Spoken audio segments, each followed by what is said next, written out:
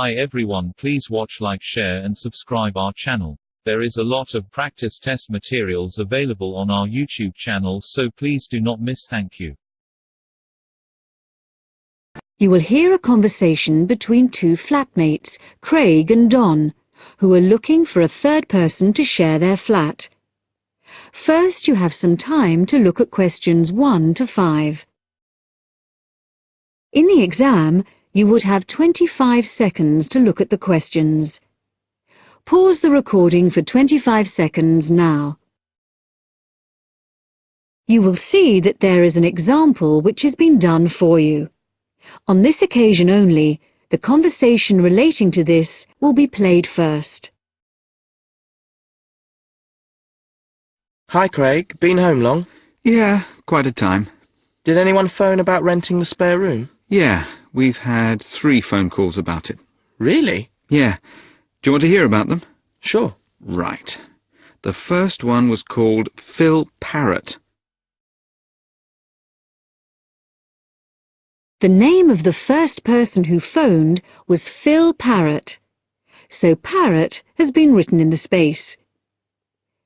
Now we shall begin. You should answer the questions as you listen, because you will not hear the recording a second time. Listen carefully and answer questions 1 to 5. Hi Craig, been home long? Yeah, quite a time. Did anyone phone about renting the spare room? Yeah, we've had 3 phone calls about it. Really? Yeah. Do you want to hear about them? Sure. Right. The first one was called Phil Parrott. Uh-huh. He's a teacher. He's just qualified and he teaches sports. Okay. Actually, I'm not sure about him.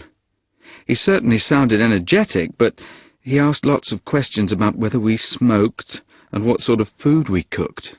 Yeah. I mean, we don't exactly live on pizza and chips and takeaways. Well, not quite, but... But he might be a bit too health-conscious to really fit in with the sort of life we lead. Yeah. And he asked a lot of questions about the room. He said he needs a big room because he's got lots of sports equipment. Well, that's okay. The room's quite big, but I'm not so sure about him. What about the second one? He was called David Spencer. Spender? No, Spencer. C-E-R. He works at Cooper Long. You know, the big company on Broad Street. He said he was a lawyer. Oh. I'd have thought in that case he'd be earning enough to rent his own place. I wonder why he wants to share a flat. Well, he didn't say. He's quite a bit older than us. He did say he's just moved down here from the north of England. He seemed very quiet, actually. Maybe he wants to meet some new people. I got the impression he was a hard-working kind of person who doesn't go out all that much. Right. But he sounded okay. Oh, one thing, though. He said he wouldn't be staying in the flat at the weekends, so he wants to pay reduced costs for gas and electricity, because he's only here 5 days out of 7. Oh. I'm not sure about that. What do you think? Well, I suppose it's fair, but it all sounds a bit complicated. Before you hear the rest of the talk, you have some time to look at questions 6 to 10. In the exam, you would have 25 seconds to look at the questions. Pause the recording for 25 seconds now. Now listen and answer questions 6 to 10. Anyway, there was a third person, Leo Norris. Yes? He's an engineer, Oh, yeah? and he's about our age. Right. What did he sound like? Well, actually, he was really funny. I couldn't stop laughing when I was talking to him.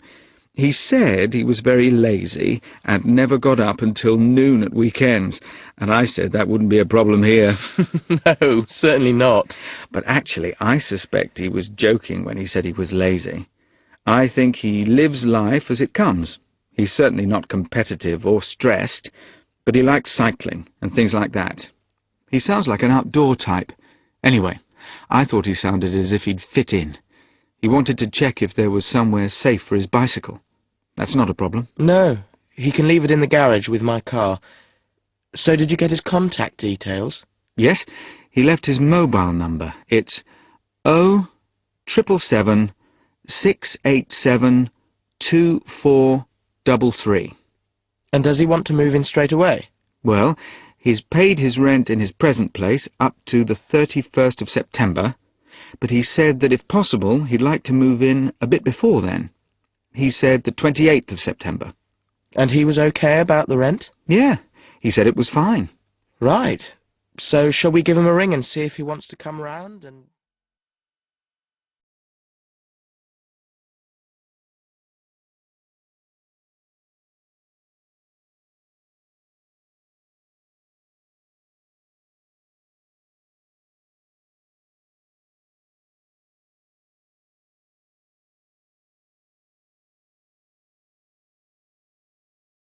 Now turn to Section 2.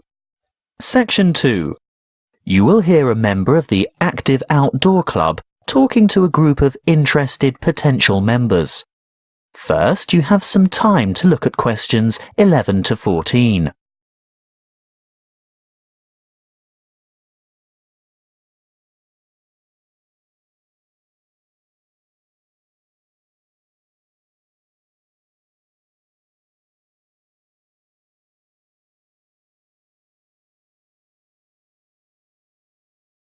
Listen carefully and answer questions 11 to 14.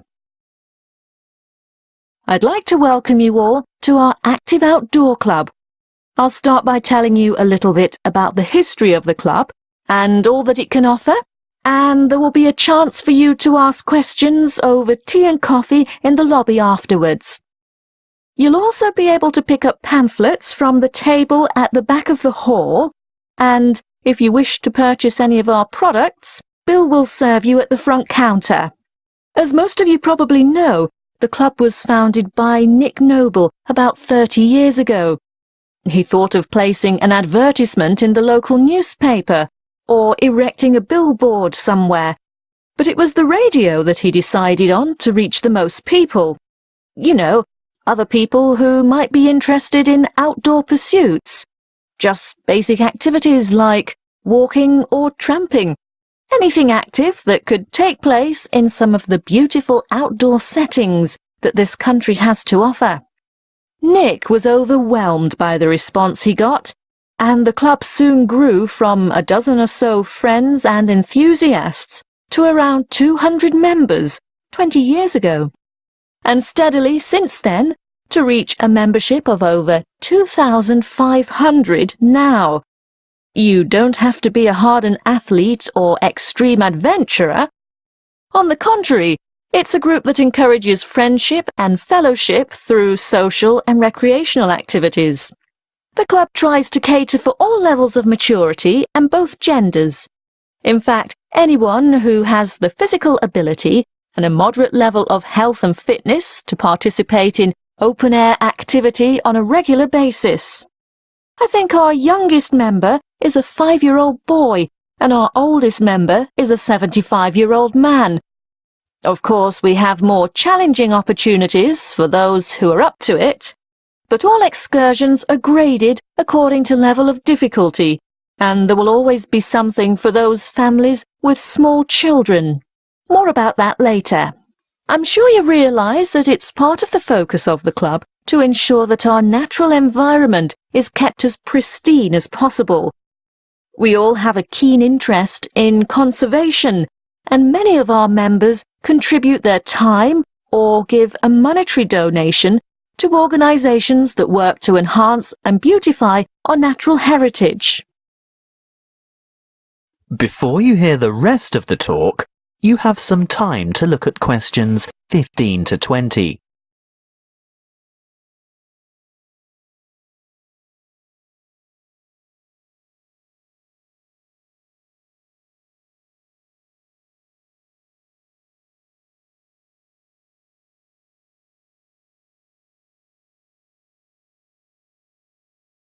Now listen and answer questions 15 to 20. OK, now going back to the grades of activity, first of all, tramping. This is very popular with singles and couples without children, but is certainly not restricted to those groups. Tramping is arranged for Tuesdays and Saturdays throughout the year. Most tramps are of a duration of 3 to 5 hours, depending on the weather and the terrain, and of course the time of year. You would need to check the newsletter or the website to find out place and time, and if you wish to participate, phone the coordinator who can give you more information. I'll move on now to walking, which is very popular with families, but open to everyone. And walks are arranged for every Thursday and every Sunday over the course of the entire year. Walks last no more than 3 hours, although the Thursday walks might be shorter. And again, you would have to check the newsletter for details of the time and area to meet and get in touch with the walking organiser to confirm your participation. Now, the Wanderers are what you might call a subgroup of the Active Outdoor Club. This group was set up to cater for the less active, more elderly, or families with very young children who still want to enjoy the great outdoors, but without quite so much exertion. Bear in mind that the length of these activities is variable, but we're always home before dark. Any member of the club is welcome to join in their activities on a Sunday, which include visiting some of our more beautiful parks and botanical gardens, beach walks, picnics, and even boat trips to visit some of the small islands off the coast. Often guided tours can be arranged if there is enough interest. If you'd like to see what the Wanderers are up to, check the website and then phone the leader for more information. I'll bet you're all ready for that cup of tea now. But before I finish, I really must mention something that can be a lot of fun. A great opportunity to form new or strengthen existing friendships, and a chance to explore a part of the country that you may never have seen before. These are our mystery weekends. The committee puts a lot of time and effort into the organisation of these weekends away, not only for health and safety reasons, but also to ensure that everything runs smoothly and everyone has a good time. There will be a charge to cover travel and accommodation costs, but apart from that, it's an affordable and exciting weekend away from the city. For more information, call the chairman of the committee. You'll find his phone number in the newsletter. So, that's all I have to say at this point. Please enjoy the refreshments, chat with the others, and feel free to ask questions. All the committee members are wearing large red name badges, so they're easy to find.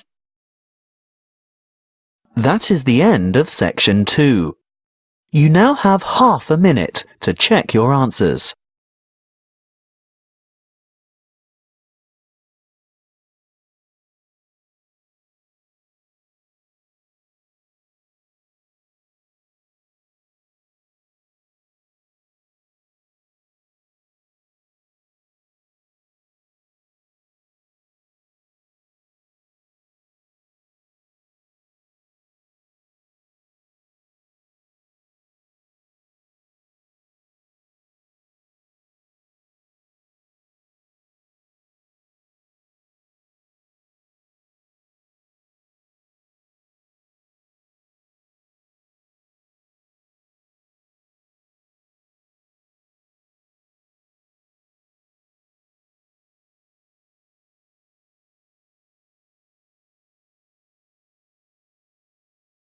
Section 3.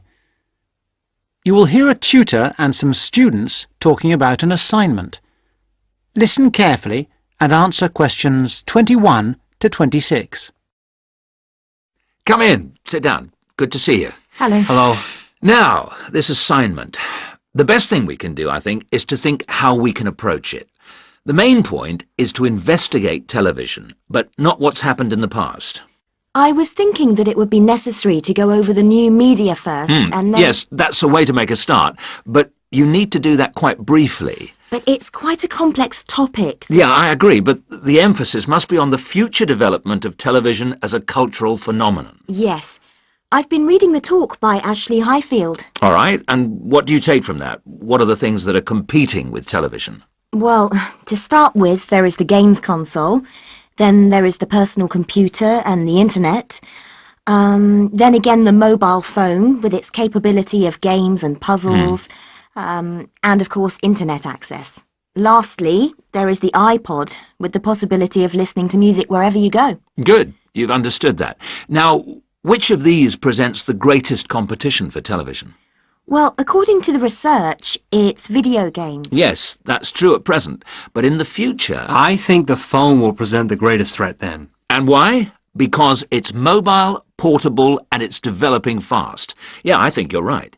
You need always to look to the future and try to assess how things will develop, as we said. Good. Now, you need to move on to the new social trends in connection with television. Is one of them the idea that programmes might become shorter and shorter? Ah, yes. The average program might be 10 minutes. Or even less, just mini-programs, say 4 to 5 minutes long.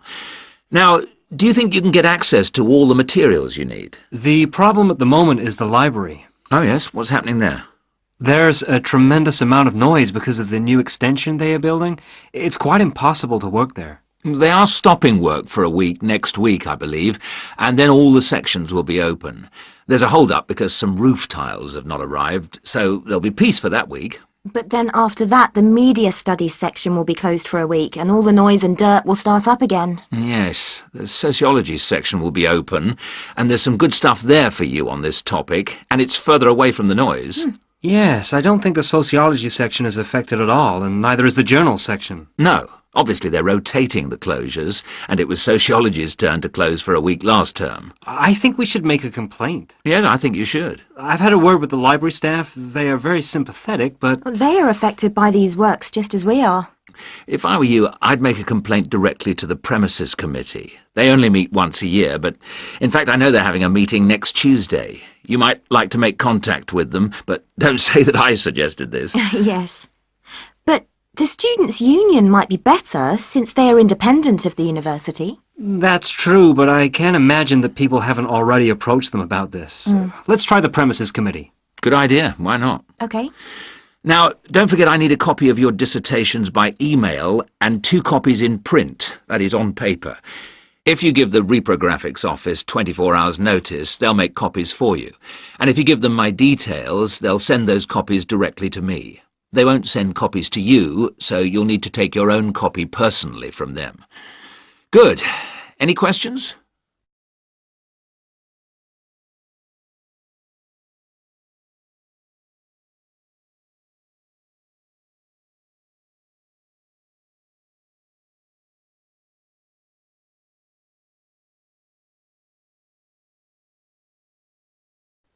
Now answer questions 27 to 30. One little thing was just that I wondered whether we should actually talk about that famous website. You know the one, YouTube. Ah, I was rather hoping you hadn't overlooked that. Good point. It's mostly homemade videos. I suppose you could say that each video is a television version of a podcast. Anything else? Yes, I've got a question, I'm afraid. I'm not completely clear about the exact meaning of culture, as we are using it in this subject. Well, Mrs. Jones is giving a lecture on culture and society in the University Theatre. It's on Wednesday at 10 a.m, and you can learn all about it there, I'm sure. Can you give us that again, please? Yes, that's Culture and Society. It's in the University Theatre, and let me just check the time. Yes, here it is, 10 a.m. on Wednesday. She'll be giving a very thorough discussion of the issues in defining what culture means. Right. That's good. The thing is, the reading list confused me a bit. One thing that occurred to me was that it might be broken down into subsections for future students. Yes, that's a fair point. I'll bear that in mind. Now, don't forget, you need to do the reading and finish the assignment by the 4th of July. Is that okay? Fine. Thank you very much.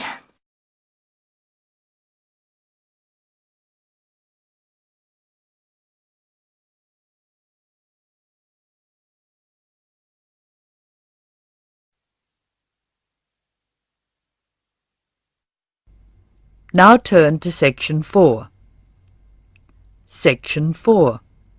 You will hear an extract from an introductory talk given to a group of students who have just entered a university residential college.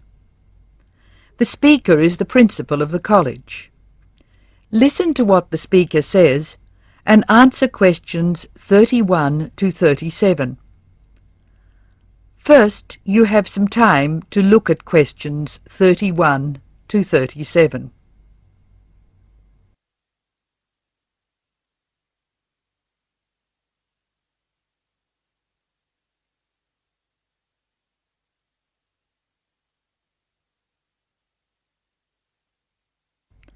Now listen carefully and answer questions 31 to 37. Good morning and welcome to Scholastic House. I'm delighted to see you here. It is my duty to explain to you some of the history of our college and some of the traditions which I hope you will uphold. The idea for Scholastic House was expounded by Samuel Wells in 1898. Wells was a visionary whose ideas were well ahead of his time. He wanted a college which would encourage friendship between people of different races and nationalities. Wells died in 1900 before he could see the college in action. Scholastic House finally began operating in 1903 with 10 students. Those students came from Asia, Europe and the Americas. At that time, Scholastic House accepted only male students, although it has been co-educational since 1963. 9 of these foundation students went on to lead illustrious lives. The only exception died tragically on his way home from Scholastic House to Sarawak. He had only recently graduated with an honours degree in law, and he was robbed of a brilliant future. The other 9 students, as I said, led very fulfilling lives. 3 became political leaders, 3 became doctors. Perhaps the most famous graduate became a university teacher and was responsible for the introduction of modern teaching training methods in his country. 2 of the original group became senior engineers and went on to deeply influence the way the water systems of their country were exploited. The college ran into hard times during the period of the Great War, 1914 to 1918, when the charter of the college was interpreted to mean that neither students nor staff could take part in the war effort. Many people felt that this indicated a lack of national spirit, and the walls of the college were frequently marked with graffiti. Meantime, outside the college, tens of thousands of young men went away to fight in Europe, never to return. The college was building a reputation for learning and for tolerance of opposing views. Scholastic House debate and discussion nights were open to the public in 1927 and have been available to anyone who wishes to attend ever since. It is a proud tradition of the college that any view may be expressed, provided that it can be defended intellectually. Over the years, topics which were controversial at the time have been discussed and debated. Now look at questions 38 to 40.